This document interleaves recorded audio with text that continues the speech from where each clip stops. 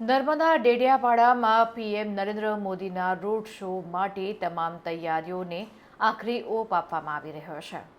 PM મોદીને આવકારવા માટે રાજ્યભરમાંથી આદિવાસીઓ ઉમટી પડ્યા છે। પીએમ મોદીના રોડ શો દરમિયાન રાજ્યના વિવિધ જિલ્લાઓમાંથી આવેલા આદિવાસીઓ નૃત્ય કરશે। વિવિધ આદિવાસી સમાજના લોકો પોતાની આગવી શૈલીમાં નૃત્ય કરી આદિવાસી સંસ્કૃતિને ઉજાગર કરશે।